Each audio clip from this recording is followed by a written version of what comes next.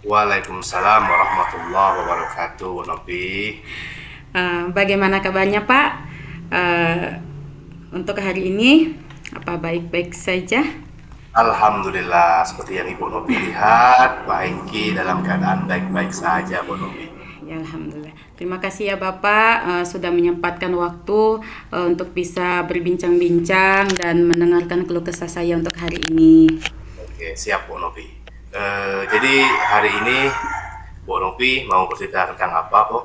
Ya, begini Pak Hengki, saya mau menceritakan mengenai kondisi siswa saya yang di kelas. Gini, saat mengajar ada beberapa siswa yang tidak aktif dalam mengikuti pembelajaran, dan ada juga beberapa siswa saya itu yang ribut.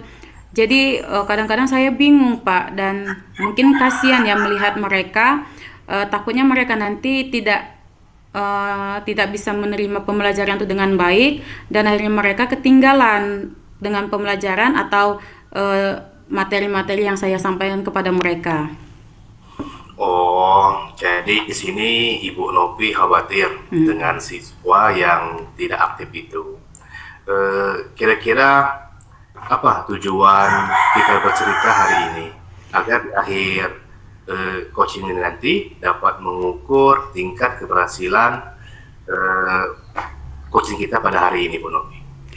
Ya, saya sebenarnya saya ingin mencari solusi ya Pak dari apa ya permasalahan yang saya hadapi ini. Bagaimana caranya siswa saya itu tidak ribut lagi, dan agar mereka itu juga dapat mengikuti pembelajaran itu sebagai mestinya seperti itu Pak, dan mendapatkan nilai-nilai yang terbaik seperti itu. Oke, baik. Jadi Ibu Novi ingin mencari solusi ya mengenai siswa tersebut sehingga di kelas Ibu Novi pembelajaran bisa aktif lagi dan juga menyenangkan. Seperti itukah Bu Novi?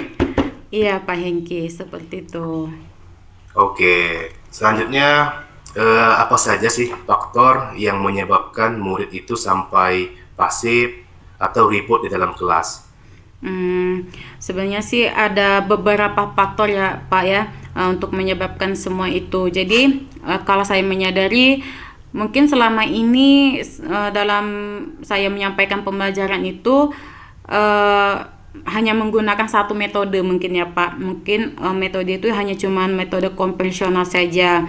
Misalnya itu hanya menggunakan metode ceramah. Nah, Iya, iya, iya. selain itu mungkin siswa itu kurang tertarik mungkin pembelajaran dengan yang saya sampaikan.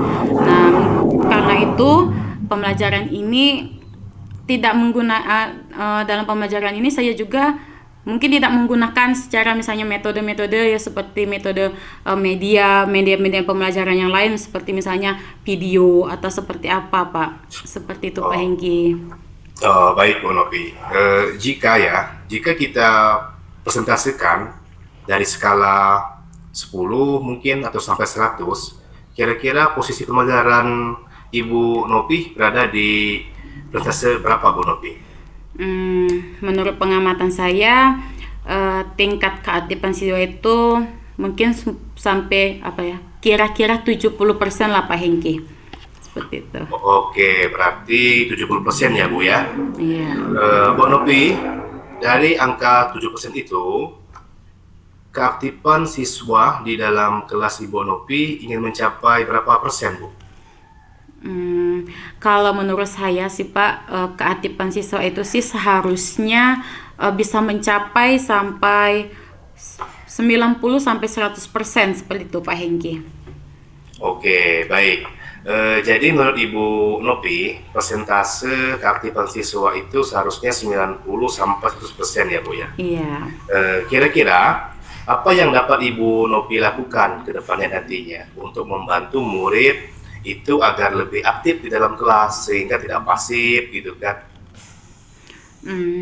Kalau rencana saya ini ya Pak, rencana yang akan saya lakukan ke depan itu misalnya di dalam kelas mungkin saya akan melakukan berbagai macam metode pembelajaran. Misalnya selain menjelaskan atau ceramah, saya akan mengajak siswa itu melakukan diskusi sehingga siswa dapat ikut berpartisipasi aktif di dalam kelompok diskusi tersebut. Nah, selain itu juga mungkin saya juga akan menggunakan media pembelajaran, misalnya seperti menggunakan video pembelajaran kan Pak, yang akan saya sampaikan itu dengan menggunakan proyektor atau apa itu.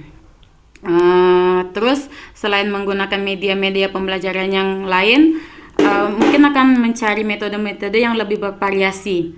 Terus supaya anak-anak itu mungkin tidak bosan, mungkin saya akan memasukkan apa ya, seperti ice breaking kali seperti itu Pak, biar mereka tuh lebih apa ya, semangat, tidak jenuh dalam menjalani pembelajaran yang saya sampaikan.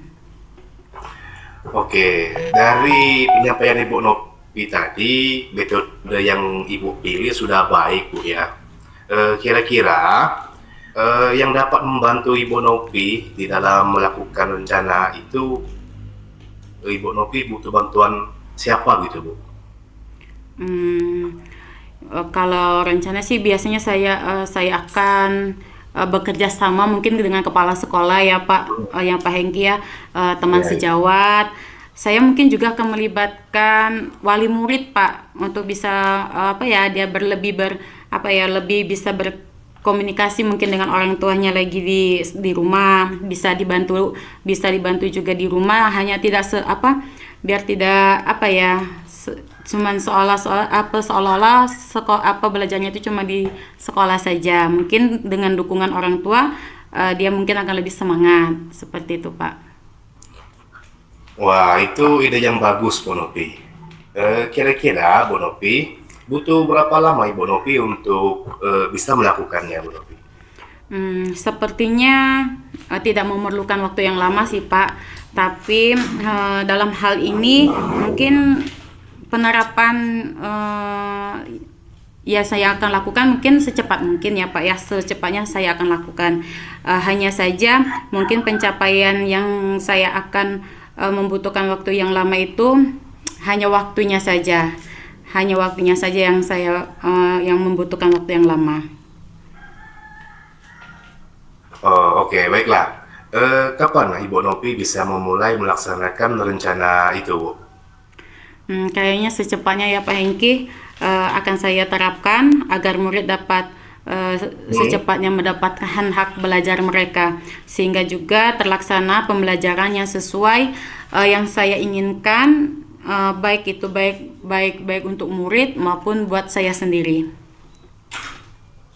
Baik, selanjutnya komitmen seperti apa sih yang Ibu Nopi lakukan agar rencana ini berjalan dengan mulus? Hmm, yang pastinya mungkin saya akan konsisten ya Pak Hengki. Saya akan Ya, melakukan ya. terus-menerus dan mencari informasi serta berkolaborasi dengan rekan-rekan sejawat.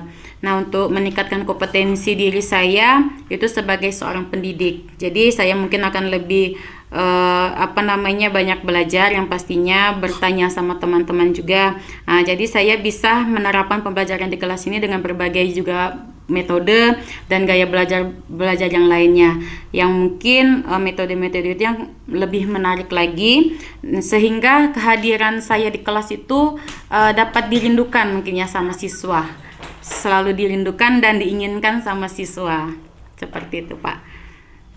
Wah, itu bagus sekali, Bu Nopi. Kira Ibu Nopi perlu dukungan ya, apa untuk memperlancar pelaksanaan rencana dari Ibu Nopi ini? Kalau dukungan, semua warga sekolah itu semuanya mendukung Pak, baik itu kepala sekolah maupun teman-teman Iya, iya. sejawat. Dan untuk sarana prasarana di sekolah juga sangat memadai.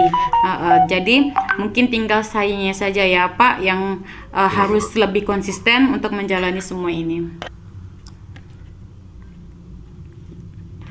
Baik, saya berharap semoga rencana Ibu Nopi jalan dengan lancar ya, Bu Nopi.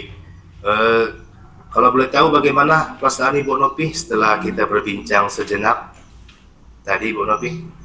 Ya, alhamdulillah ya Pak. Syukur alhamdulillah, kalau dengan adanya perbincangan kita, saya sudah bisa mendapatkan solusi dari permasalahan saya. Alhamdulillah, syukurlah kalau begitu. Apakah ada hal yang lain yang ingin Ibu Nopi sampaikan? Tidak, saya rasa saya sudah merasa sangat lega karena sudah berbincang-bincang dengan Pak Hengki, dan terima kasih ya Pak sudah meluangkan waktunya untuk saya dan mencari solusi dari permasalahan saya ini. Terima kasih ya Pak, terima kasih banyak untuk Pak Hengki. Iya, baiklah Bu Nopi, sama-sama Bu Nopi. Semoga kita selalu ya dapat berbincang-bincang dan saling memberi solusi. Sampai berjumpa lagi buat Bu Nopi. Oke Bu Nopi, saya duluan dulu Bu Nopi ya. Assalamualaikum warahmatullahi wabarakatuh. Ya, Waalaikumsalam Pak Hengki. Tinggal itu Bun.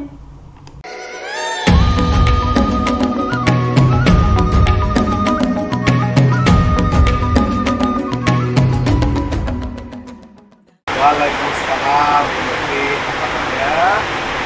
Alhamdulillah. Kabar Bapak Hengki sendiri apa kabar? Gimana kabarnya? Ini Bu, agak kurang baik Bu Nopi. Loh, ada apa Pak?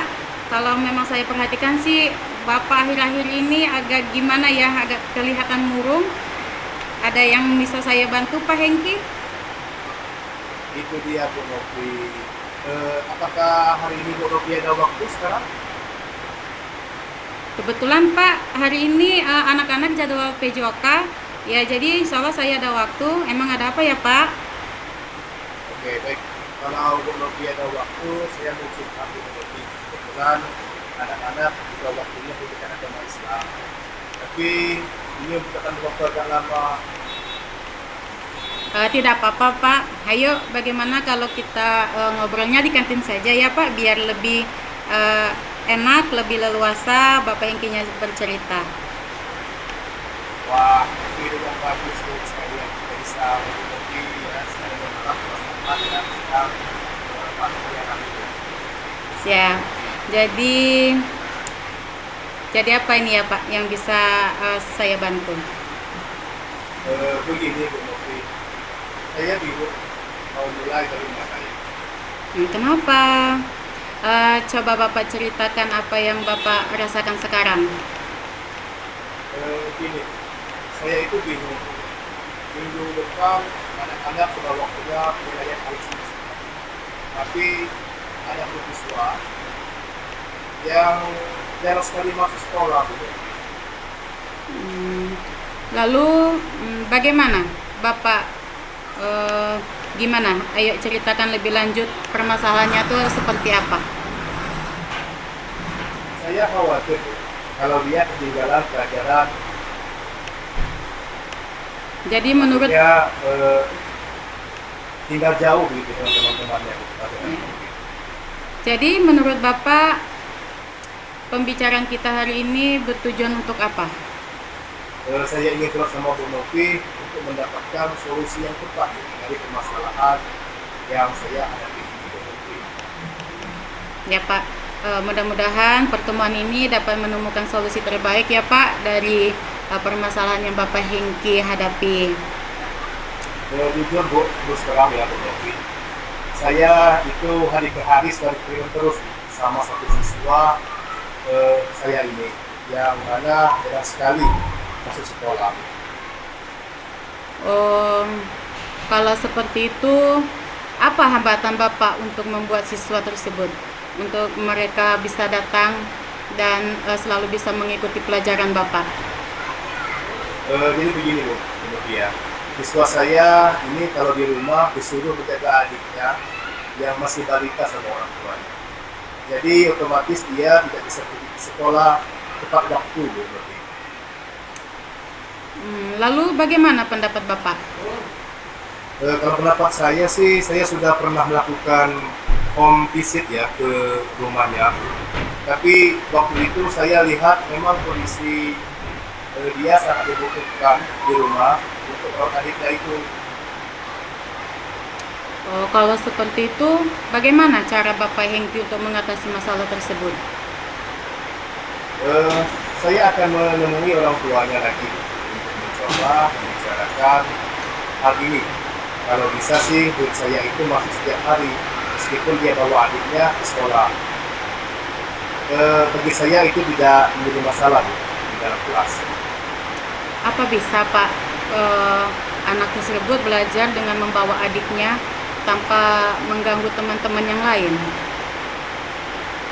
Bisa Bu, nanti justru teman-teman teman-teman dari yang siswa ini bisa membantu jaga adik-adiknya itu. Oh, ya itu bagus sih Pak. Kalau mereka bisa diajak kerjasama supaya teman-teman yang lain, temannya yang ini kan bisa belajar dan yang lain mungkin dia bisa membantu menjaga adiknya.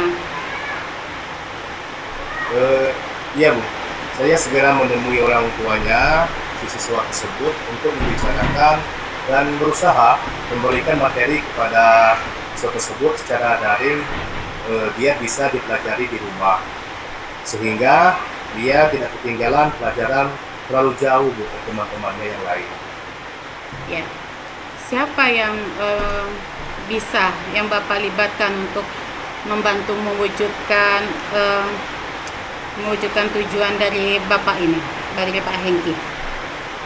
Kalau menurut saya sih Bu Novi, saya akan melibatkan anak-anak kelas 6 ya, dan juga bekerjasama dengan orang tuanya, mungkin dengan guru-guru yang lain juga Bu. Bagus sekali Pak Hengki. Memang harus seperti itu ya Pak. Sepertinya Pak Hengki sudah menemukan solusi ya dari anak tersebut, supaya anak tersebut tidak ketinggalan pelajaran. Oke, ya Bu Novi, sekali lagi terima kasih ya Bu Novi sudah mau mendengarkan curhat saya atau unek-unek saya di dalam mengatasi siswa yang ketinggalan tadi. Sekarang saya mengetahui apa yang harus saya lakukan supaya bisa menyelesaikan masalah tersebut.